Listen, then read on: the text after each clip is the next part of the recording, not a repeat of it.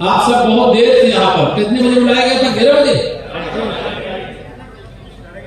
11:30 बजे बुलाया। और शहर के क्षेत्र के कार्यकर्ताओं को 11, 12 बजे, 11:30 बजे बुलाना और इसके बाद भी 11 बजे बुलाना और वहां भी लगभग 2 बजने वाला है और पूरा परिसर खचाखच भरा रहेगा, या निश्चित तौर से आप सबके आशीर्वाद का प्रताप है। मैं इसके लिए आप सबका हृदय से आभार प्रकट करता हूं। नीचे भी भरा है, ऊपर भी भरा है, सब पूरे जोश से भरे हुए। देखिए, आप भी कार्यकर्ता हो, मैं भी कार्यकर्ता हूं। अगर वो भूल जाए कि मैं कार्यकर्ता पहले हूं, बाकी कुछ बाद में हूं, जब ये भूल जाएगा कि नहीं मैं कार्यकर्ता नहीं, मैं तो कुछ और हो गया हूं, तो समझ लीजिए कि वह दिन उसके पतन के दिन की शुरुआत का दिन होता है। मेरे सभी कार्यकर्ता मित्रों, आप सब लोग पूरे भरोसे और विश्वास के साथ राष्ट्रपति जी के अभिभाषण पर जब चर्चा हो रही थी और उन्होंने जो माननीय प्रधानमंत्री श्री नरेंद्र मोदी जी के नेतृत्व में सरकार चल रही है,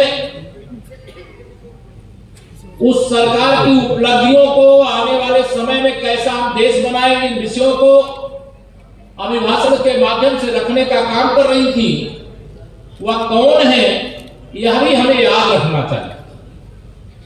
अभी निवर्तमान राष्ट्रपति जी हम सबके साथ, हम सबके बीच में बैठ करके काम करने वाले कार्यकर्ता थे, याद है कि भूल गए आपको? रामनाथ कोविंद जी और वर्तमान महामहिम राष्ट्रपति जी एक साधारण कार्यकर्ता के रूप में काम करने वाली, राज्यपाल झारखंड के कार्यकाल समाप्त होने के बाद घर वापस जाकर के एक मंदिर में सेवा में समर्पित रहने वाली, और उनको सूचना जाती है कि आप भारतीय जनता पार्टी की ओर से देश के राष्ट्रपति पद की प्रत्याशी बनेंगे।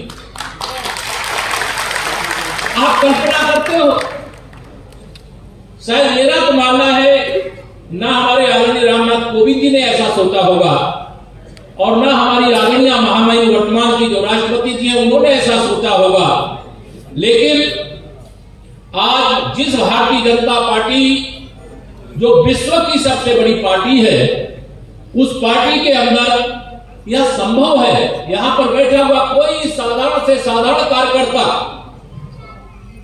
आज वो उसके ऊपर कोई भी उत्तरदायित्व हो, लेकिन आने वाले समय में अगर हम अपने कार्यकर्ता के धर्म को याद रख करके पार्टी के लिए काम करने का कार्य कर रहे हैं, तो उसके उज्जवल भविष्य के मार्ग में कोई ग्रहण नहीं लग सकता है। यह एकदम भरोसा रखना चाहिए। अब हमारी सरकार सब जगह है, लेकिन सब जगह जो सरकार आप सबके परिश्रम से बनी हुई है, चाहे देश में हो चाहे प्रदेश में, देश में भी लगातार हमारी दूसरे कार्यकाल के 9वें वर्ष पूर्ण होने वाले हैं और प्रदेश में भी अभी जिस प्रकार से पिछले 5 साल का शासन था और जिस प्रकार से विपक्ष की ओर से दुष्प्रचार उत्तर प्रदेश में किया गया था, इसके बाद भी मैं सहारनपुर में हूं, उत्तर प्रदेश के एक एक कार्यकर्ता को नमन करता हूं, लेकिन सहारनपुर में मैं यहां के सभी कार्यकर्ताओं को प्रणाम करता हूं कि सहारनपुर सदर सहित आपने सहारनपुर में भी रिकॉर्ड बनाने का काम किया, भारतीय जनता पार्टी का कमल खिलाने का काम किया। इसलिए फिर से सुशासन का, विकास का कमल, जिसके आधार पर आज उत्तर प्रदेश का नाम पूरे देश के अंदर, अगर दुनिया के अंदर आदरणीय प्रधानमंत्री श्री नरेंद्र मोदी जी के नेतृत्व में भारत का नाम की गूंज हो रही है, तो आज मैं कह सकता हूं कि पूरे भारत के अंदर उत्तर प्रदेश की भी मुख्यमंत्री योगी आदित्यनाथ जी के नेतृत्व में हमारी सरकार की भी गूंज हो रही है। आज की परिस्थितियां, हम अच्छे काम करेंगे, लेकिन जो विरोध में बैठे हुए लोग हैं उनको अच्छा नहीं लगेगा।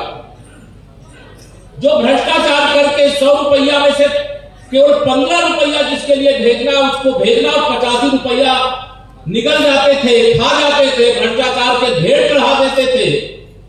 अगर आज जो भी योजना बनती है, गरीब कल्याण की, किसान कल्याण की, नौजवानों के उत्थान की, रोजगार की, सड़क की, बिजली की, हर घर नल से जल की, कोरोना के वैक्सीन की, प्रधानमंत्री गरीब कल्याण अन्न योजना का राशन हर गरीब को देने की, आयुष्मान भारत योजना से कोई बीमार पड़े तो उसके इलाज की सुविधा 5 लाख रुपए तक की उपलब्ध कराने की अनेक ऐसी चीजें हैं जिन विषयों को मैं अगर चर्चा करूं तो उसकी लंबी श्रृंखला है। लेकिन यह सब आज अगर संभव हुआ है और भ्रष्टाचार पर लगाम लगी है तो जो भ्रष्टाचार करने वाले हैं भाजपा से खुश होंगे, मोदी जी से खुश होंगे कि नाराज होंगे? बताओ। 27 लाख करोड़ रुपया अलग अलग योजनाओं के माध्यम से लोगों के खाते में डीबीटी के माध्यम से, डीबीटी माने डायरेक्ट बेनिफिशियरियों को ट्रांसफर जो किया जाता पैसा दिल्ली से बटन दबती है और हमारे उत्तर प्रदेश में पूरे हिंदुस्तान के किसानों को 2-2 हजार रुपया की 3 किस्त उनके खाते में पहुंच जाती है। 2000 रुपया उसको कटौती होती है क्या? होती है क्या कटौती? अनेक योजना में वर्णन में नहीं जाता, अक्सर अधिकतम कार्यकर्ता हो जानते हो। और यह जो भ्रष्टाचार मुक्त भारत बनाने का काम चल रहा है, भ्रष्टाचार मुक्त उत्तर प्रदेश बनाने का काम चल रहा है, भ्रष्टाचार मुक्त सहारनपुर बनाने का काम चल रहा है। जो भ्रष्टाचारी है जब इस ओर कदम बढ़ेगा तो वो तिलमिलाएंगे और वो कभी भारतीय जनता पार्टी के इस प्रकार के प्रयास का समर्थन नहीं करेंगे, विरोध करेंगे। और विरोध की सीमा कहां तक जाती है? अभी कांग्रेस के पूर्व अध्यक्ष और सांसद राहुल गांधी जी लंदन में गए, कहे भारत में लोकतंत्र नहीं है। अरे भाई, भारत में लोकतंत्र भी है, भारत का मतदाता जागरूक भी है। अब तुम्हारे झूठ के जाल में नहीं फंस रहा है और तुम सत्ता से बेदखल हो गए हो, इसलिए बेचैन हो, इसलिए जाकर के विदेश में जाकर के भारत का अपमान करते हो और कहते हो कि भारत में लोकतंत्र नहीं है। अगर चुनाव हो, कांग्रेस जीत जाए, समाजवादी पार्टी जीत जाए या भाजपा विरोधी, मोदी विरोधी कोई राजनीतिक दल और नेता जीत जाए तो चुनाव आयोग भी सही है, ईवीएम मशीन भी सही है, लोकतंत्र भी सही है। लेकिन अगर हार जाए तो सब खराब है। भ्रष्टाचार करोगे, तिजोरी नीला भरे नहीं, कोठरियों में भर भर करके अगर नोट मिल रही है छापे डालने के बाद, सोने की सिल्लियां मिल रही, चांदी की सिल्लियां मिल रही है और ऐसे भ्रष्टाचारियों को पकड़ने का काम अगर माननीय नरेंद्र मोदी जी के नेतृत्व वाली सरकार के समय एजेंसियां कर रही तो कहते हम विपक्ष में हैं इसलिए हमारे ऊपर छापे पड़ रहे। अरे भ्रष्टाचार अगर आपने किया है तो छापा क्या कोई ईमानदार आदमी ऊपर पड़ेगा क्या? ये छापा पड़ना सही है कि गलत? दोनों हाथ लगा तो सही है गलत है? अब ये छापे पड़ते हैं कि जान निकल जाती है। अगर बेईमानी न करते तो क्यों छापा पड़ता? 60 साल तक देश को इन लोगों ने लूटा, कांग्रेसियों ने, और उनको समर्थन देने वाले सपा बसपा कांग्रेस के लोग और ऐसे जो भी राजनीतिक दल, में नाम बहुत लेने की जरूरत नहीं समझता। 60 साल इन्होंने देश में शासन किया मेरे मित्रों, 15 साल में उत्तर प्रदेश को बर्बाद किया है। मुझे 2016 के समय का स्मरण आया। अभी मैं गया था यहाँ राधा स्वामी सत्संग व्यास के पूज्य महाराज जी का आशीर्वाद लेने के लिए, और जब मैं वहां गया तो मैंने कहा कि मैं 2016 में यहाँ अध्यक्ष बनकर के आया था, तो मुझे यहाँ के लोगों ने बताया कई पुलिस स्टेशन ऐसे हैं, पुलिस के लोगों को रात में ताला बंद करके, थाना छोड़ करके शहर में आकर के रात में ताला पड़ता था। सही है कि नहीं सही है? लेकिन आज किसी की मजाल है क्या? कोई थाना बंद करके रात में ताला लगा के आना पड़ता है क्या? आज अपराधियों के खिलाफ कोई हमारी सरकार के द्वारा संरक्षण अपराधियों को नहीं दिया जाता, उनके खिलाफ कार्रवाई की जाती है और वह कार्रवाई के कारण से बड़े बड़े अपराधी और माफिया इस समय वहां भी बेचैन है। उनको भी लग रहा है ये कैसी सरकार आ गई।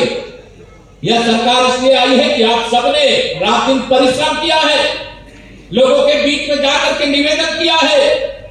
माननीय प्रधानमंत्री जी के साथ राष्ट्रीय कार्य समिति की एक बैठक में बैठा।